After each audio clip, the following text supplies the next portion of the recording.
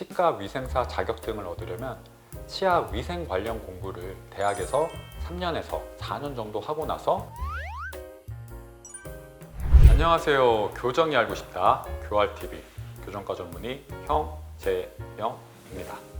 지난번에 스케일링 잘 받는 방법에 대해서 설명드렸고, 오늘은 스케일링에 대해서 궁금하신 점에 대해 설명드려 볼까 합니다.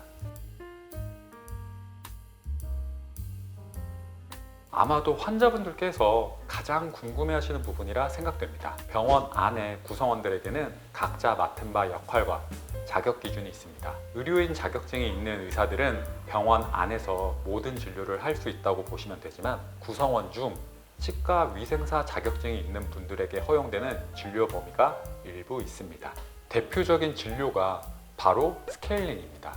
사실 치과 위생사 자격증을 얻으려면 자격증 이름에서도 느껴지지만 치아 위생 관련 공부를 대학에서 3년에서 4년 정도 하고 나서 자격증 시험을 보게 되는데, 이때 스케일링 자세나 기구 조작에 관한 실기 시험까지 같이 보게 됩니다. 사실 치과 의사는 이 부분을 시험까지 보지는 않습니다. 상대적으로 스케일링에 관해서는 위생사 분들이 자부심이 강하고 잘 하시기도 하며 적극적이신 분들이 많습니다. 또한 상대적으로 시간이 오래 걸리는 진료이다 보니 의사가 다른 곳에서 다른 진료를 하는 동안 위생사분들이 스케일링을 도맡아서 하는 경우가 많습니다. 내과에서 예방접종이나 체열은 의사가 아닌 다른 사람이 하는 것과 같은 상황이라고 보시면 됩니다. 물론 치과 의사가 직접 스케일링을 하는 곳도 있지만 위생사분들이 하는 걸 거부감 느끼실 필요는 없다고 생각됩니다.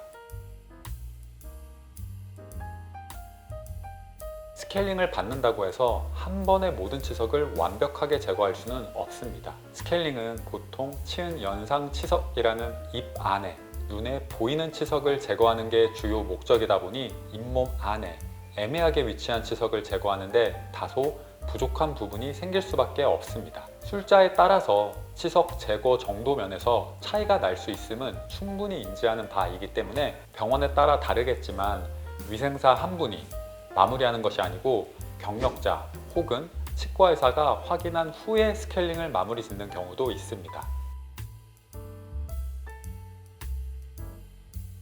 스케일링을 하고 나면 치아가 깎여 나가는 것 같고 잇몸이 내려가는 것 같다고 하는 경우가 많습니다. 초음파 스케일러라는 물이 나오는 도구까지 끼익끼익 거리는 소리가 내면서 치아에 진동을 주기 때문에 충분히 치아가 갈리는 것 같은 느낌을 받을 수 있다고 생각됩니다. 그러나 초음파 기구의 사용으로는 절대 건강한 치아를 갈아낼 수 없습니다. 진동을 통해서 치아에 붙어있는 치석이 부서지게 하는 원리이기 때문에 치아가 울리는 느낌이 있는 거고, 이상한 소리와 함께 물이 나와서 불편한 뿐이지 치아가 손상받을 수는 없습니다. 간혹 치아가 너무 누렇게 돼서 스케일링을 받으러 왔다는 분들이 있습니다. 스케일링은 치아에 붙은 세균 덩어리를 떼어내는 작업이지 치아를 하얗게 만들지는 않습니다. 물론 치아에 마치 충치가 생긴 것처럼 일부 검정색으로 점이나 띠처럼 붙어있는 경우가 있는데, 이를 착색되었다고 표현하고 블랙 스테인이라고도 합니다. 이렇게 치아에 얼룩이 지게 된다면 단순한 칫솔질로는 제거가 되지는 않는데, 이때 스케일링을 받으면 제거가 가능합니다. 그렇지만 착색된 부분만 제거가 되는 것이지 치아 원래 색이 하얗게 변하는 것은 아닙니다. 치아를 하얗게 하기 위해서는 결국 미백 치료가 필요한 문제이고 비보험 진료이다 보니 비용이 비쌉니다. 사실 스케일링은 치석이 없으면 당연히 안 하셔도 됩니다. 매년 한 번의 보험 적용 문제로 가끔씩 작년 연말에 하고 나서 올해 초에 다시 스케일링을 받으시려는 분들이 있는데, 이때 치석이 보이지 않는다면 연말에 다시 오시거나 내년에 다시 방문하시기를 권유드립니다. 잇몸도 건강하고 올바른 양치질을 하는 분들은 1년에 한 번씩으로도 충분하다고 생각됩니다.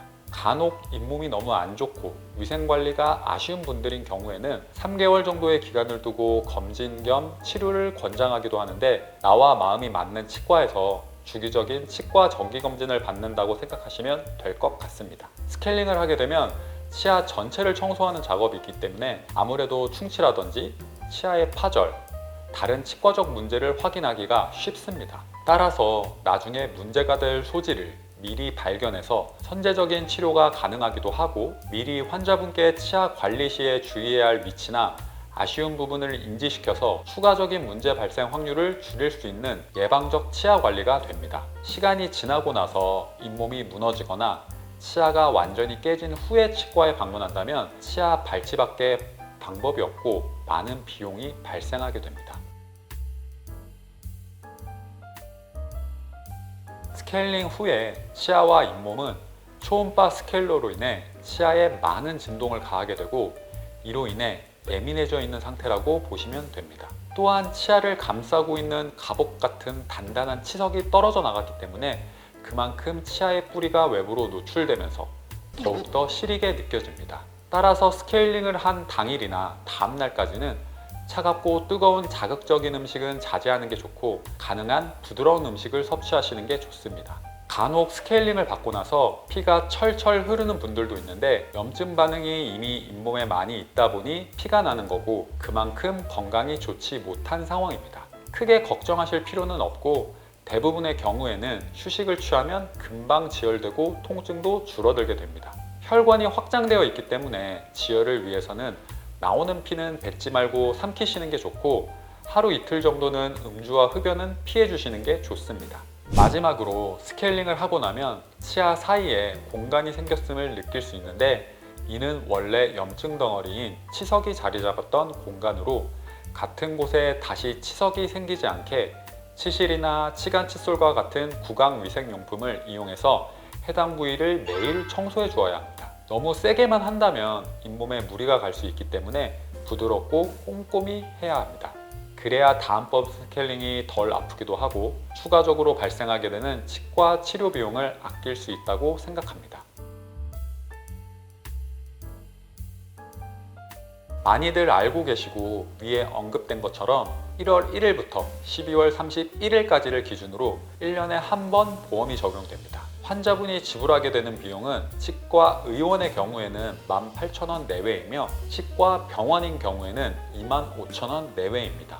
보험 적용이 안 되는 비급여 스케일링은 대략 5만원에서 8만원 정도라고 보시면 됩니다.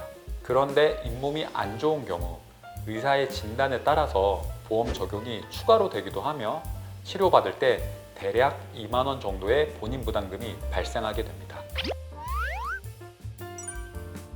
스케일링은 치아에 쌓인 세균이랑 합쳐진 칼슘과 인으로 된 치석 덩어리를 제거하는 게 주 목적입니다. 이를 놔두면 급속도로 치석이 아래 위로 커지면서 잇몸을 눌러서 점점 밑으로 내려가게 만들고 주변 뼈를 녹이게 됩니다.